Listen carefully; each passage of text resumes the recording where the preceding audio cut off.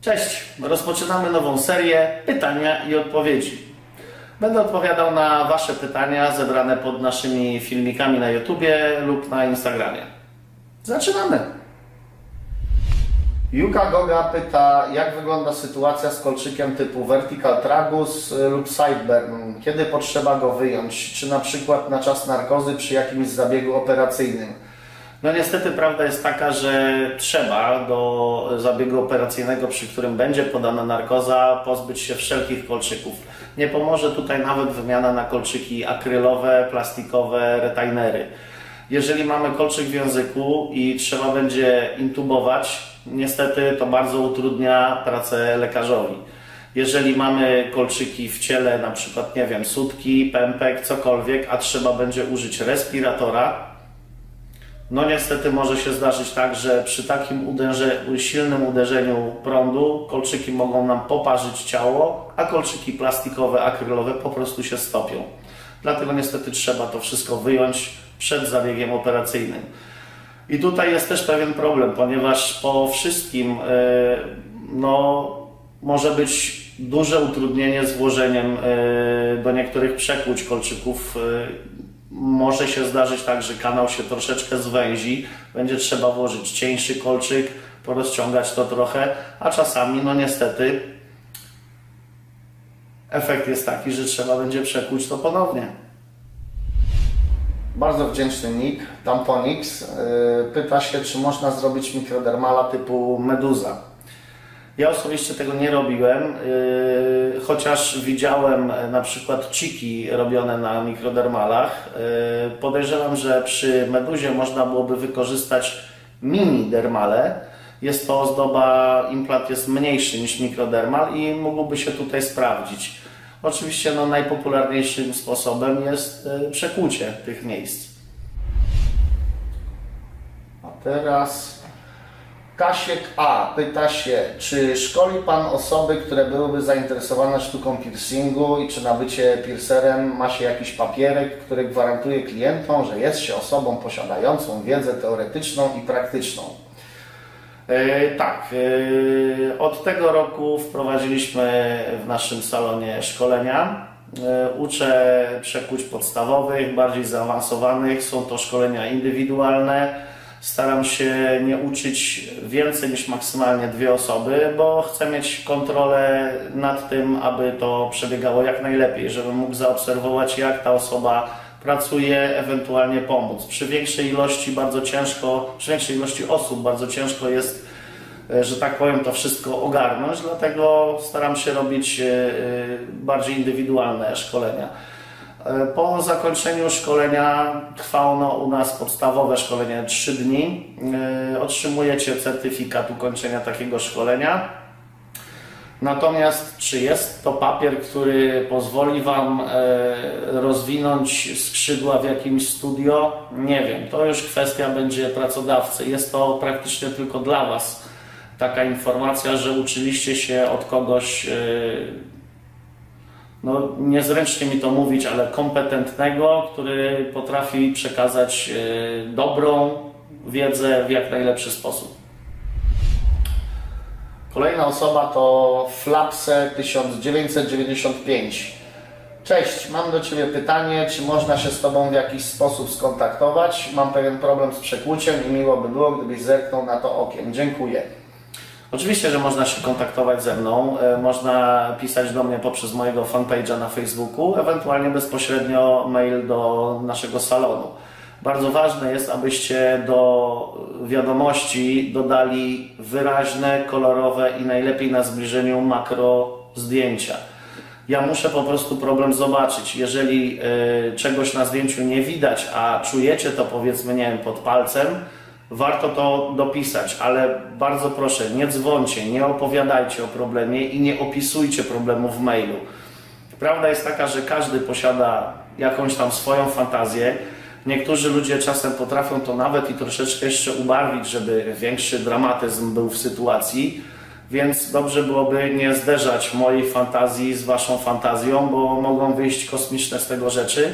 Najlepszym rozwiązaniem jest albo pojawić się bezpośrednio u mnie w salonie, jeżeli jesteście z Warszawy lub okolic, ewentualnie właśnie e-mail, przede wszystkim zdjęcia i dodatkowy jakiś dopisek i nie ma problemu, zawsze mi to ułatwia bardzo dużo. Łatwiej jest po prostu wtedy problem zdiagnozować. A teraz Dawid Sokołowski pyta się, co myślisz o kolczyku w języku chłopaka? Co myślę? Sam mam taki kolczyk i w sumie naprawdę kilkanaście lat temu byłem bardzo sceptycznie do tego nastawiony. Nie wyobrażałem sobie faceta z kolczykiem w języku. Spontaniczna decyzja, język przekłuty, mam to już ze sobą kilkanaście lat.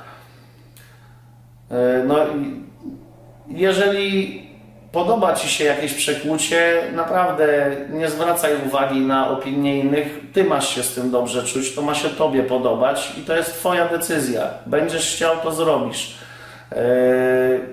Ja w tej chwili, jak wyjmę swój kolczyk z języka, z racji tego, że on jest troszeczkę grubszy niż normalnie, no, czuję dużą pustkę, że tak powiem.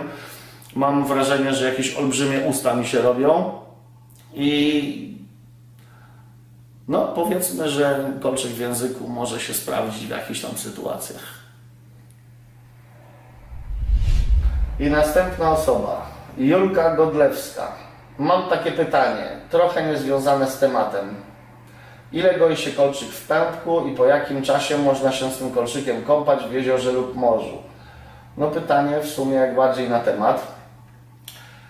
Pępek jest dosyć specyficznym miejscem i to przekłucie nie goi się wcale tak sprawnie. Czas gojenia to jest od 3 do 9 miesięcy, czasami nawet dłużej. Z prostego powodu, ponieważ jest to przekłucie umiejscowione w tkance tłuszczowej, a w tłuszczu bardzo długo trwa proces utworzenia stabilnego kanału. Najlepiej przez właśnie ten czas 3 miesięcy pierwszych, najlepiej nie byłoby się moczyć w wszelkich zbiornikach wodnych typu morza, jeziora, baseny, rzeki itd. Kąpiel w wannie zamienić na szybki prysznic. Niestety, każdy taki zbiornik ma pewne swoje zagrożenia. Morze, ocean, woda słona, glony. Jezioro, co prawda woda słodka, ale glonów zatrzęsienie. Rzeki często mają skażenia typu fekalnego, a niestety największy syf jest po prostu w basenach. Jest szansa na zamoczenie się z, powiedzmy, świeżym przekłuciem, ale trzeba zastosować specjalny plaster i z takim plasterkiem można wręcz z zegarkiem w ręku do 30 minut się pomoczyć. Następne pytanie. Monia, a co Cię to? Pytanie było zadane pod filmem dotyczącym przekłuć w wędzidełkach i brzmi ono: czy po przekłuciu może pojawić się biała skórka przy miejscu przekłucia i czy to źle, że jest opuchnięte? Podejrzewam, że chodzi Ci o taką białą otoczkę wokół kanału. Jest to wzrost, który tak właśnie wygląda przy przekłuciu na błonach śluzowych. Czy to źle, że jest opuchnięte? No, wszystko zależy od miejsca, w którym zostało przekłucie wykonane. Czy został dobrany kolczyk odpowiedniej długości z odpowiedniego materiału, to wszystko ma znaczenie. Reakcja alergiczna, kolczyk za krótki, na bank będzie opuchnięte. Najczęściej opuchlizna tak czy inaczej się pojawi, ponieważ doszło do uszkodzenia ciągłości tkanki, prawda? Więc jest rana, która reaguje w taki sposób, że troszeczkę się ciało w tym miejscu robi nabrzmiałe. Afriko.pl. A i co z paleniem marihuany podczas gojenia? Można czy nie? Oczywiście narkotyki są bardzo złe, nie wolno, prawda?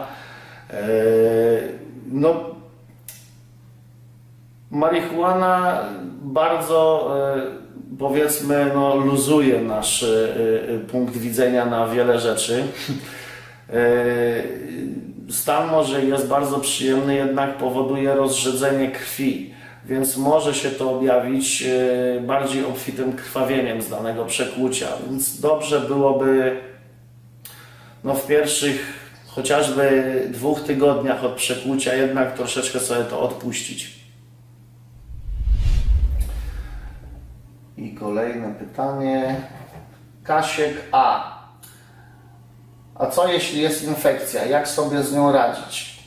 Jeżeli macie podejrzenie infekcji, pierwsze o kim myślicie i gdzie się kierujecie, to jest na pewno wasz piercer. Jeżeli ktoś ingeruje w czyjś organizm, zdrowie, musi umieć pomóc i najlepszy sposób skierować się od razu do swojego piercera. Jeżeli nie będzie on w stanie wam pomóc, na pewno powinien was też pokierować do chociażby lekarza pierwszego kontaktu. Nie należy bagatelizować takiej sytuacji, ponieważ rozprzestrzeniająca się infekcja może nieść za sobą bardzo poważne konsekwencje. Na dzisiaj to już wszystko. Jak macie jakieś pytania, oczywiście zostawiajcie w komentarzach. A ja wam życzę miłego dnia. Pa, pa.